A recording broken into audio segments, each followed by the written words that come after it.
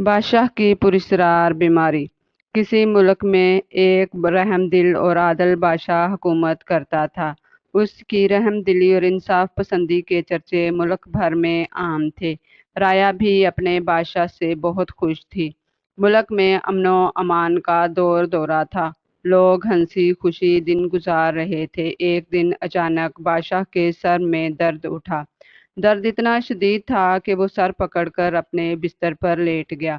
शाही हकीम ने बादशाह की नब्ज देखी और इंतहाई तशवीश का इजहार करते हुए मलका से कहा, बादशाह सलामत किसी मालूम बीमारी में मुब्तला है। बादशाह की पुरस्रार बीमारी की खबर जंगल में आग की तरह मुल्क भर में फैल जाती है। मलकालिया की तरफ से सारे मुल्क में ऐलान करा दिया जाता है कि जो कोई बादशाह सलामत को इस पुरस्रार बीमारी से निजात दिलाएगा, इसे मुल्क का वजीर आजम बना दिया जाएगा। वजीर खजाना बादशाह से शदीद हसद रखता था और खुद बादशाह बनना चाहता था। एक साजिशी टोला इसके साथ था। एक दिन एक हकीम ने बादशाह का इलाज करने की इजाज़त चाही। मलका आलिया ने फौरन इजाज़त दे दी।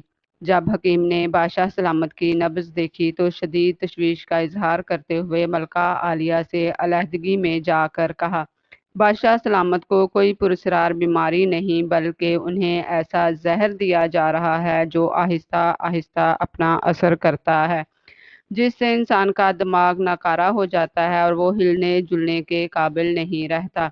माफ़ कीजिएगा, मुझे तो ऐसा मालूम होता है जैसा बादशाह सलामत के खिलाफ कोई बड़ी साजिश की जा रही है। मलका आलिया ने हकीम साहब की बात बड़े गौर से सुनने के बाद इसका शुक्रिया अदा किया और कहा, आप जल्द अज जल्द बादशाह सलामत का इलाज शुरू करवाएं, मैं इस मामले की को देखती हूँ।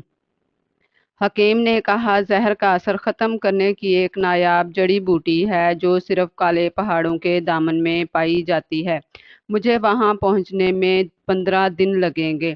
मलका आलिया ने कुछ सोचने के बाद कहा, मेरे जहन में एक तरकीब आ रही है जिससे सांप भी मर जाए और लाठी भी ना टूटे। क्यों ना हम बादशाह सलामत को भी अपने साथ काले पहाड़ों की तरफ ले चले। इससे बादशाह सलामत की आबो हवा में भी तब्दीली हो जाएगी और हमारा कीमती वक्त भी बच जाएगा। रवानगी से पहले रास्ते में अपने वफादार सिपाही मोर्चों में बिठा देंगे। साजिशी लोग बादशाह को चंद आदमियों के साथ देखकर जरूर हमला करेंगे और जैसे ही वो हमला करेंगे हमारे सिपाही पीछे से इन पर हमला कर देंगे। मलका आलिया, आपकी स्कीम बड़ी ज़बरदस्त है। इससे साजिशी लोग आसानी से बेनकाब हो जाएंगे। हकीम साहब, साजिश बेनकाब होने तक आप हमारे वफादार सिपाहियों की हिफाजत में रहेंगे। इंतजामात होते ही मलका आलिया ने काले पहाड़ों की तरफ रवानगी का ऐलान कर दिया। शाही सवारी में हकीम साहब के अलावा बहुत कम लोगों को लिया गया था। वजीर खजाना ये ऐलान सुनकर बहुत खुश हुआ और अपने हामियों से कहने लगा, मुबारक हो मलका आलिया ने हमारी मुश्किल आसान कर दी है। अब हम शाही सवारी पर हमला करके मुल्क पर कब्जा कर लेंगे। शाही सवारी आबादी से निकलकर जंगल से गुजर रही थी। वजीर खजाना के एक जासूस ने, जो शाही सवारियों में शामिल था, मौका पाते ही लाल रंग के गुब्बारे फजा में छोड़ दिए। वजीर इसी इशारे का मुंतजिर था। उसने फौरन अपने लश्कर को गुब्बारे की सिमत बढ़ने का हुक्म दिया और थोड़ी देर बाद ही वजीर खजाना और उसके साथी शाही सवारी को चारों तरफ से घेरने लगे। अभी वो ठीक से शाही सवारी का जायजा भी ना ले पाए थे कि इन पर चारों तरफ से तीर बरसने लगे। तीरों की बारिश इतनी शदीद थी कि किसी को संभलने का मौका ना मिला। शाही फौज जंगल में छुपी हुई थी, चारों तरफ फैल चुकी थी। वजीर खजाना बदहवासी में इधर उधर भाग रहा था। इतने में सिपा सलार तेजी से इसकी तरफ आया। उसे देखते ही वजीर खजाना माफिया मांगने लगा, मुझे माफ कर दो, मुझसे बड़ी गलती हो गई। तुम्हारी सजा या माफी का फैसला तो अदालत करेगी, फिलहाल तो अवाम का फैसला सुन लो।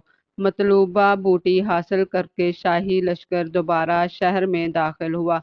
अवाम ने वजीर खजाना को पकड़कर इसके मुंह पर कालक मली और गधे पर सवार करके पूरे शहर का चक्कर लगवाया। تاکہ بغاوت کرنے والا عبرتناک انجام ملک دیکھ لے۔ اس طرح حسد کی آگ میں جلنے والا وزیر خزانہ خود اپنے کھودے ہوئے گڑھے میں جا گرا۔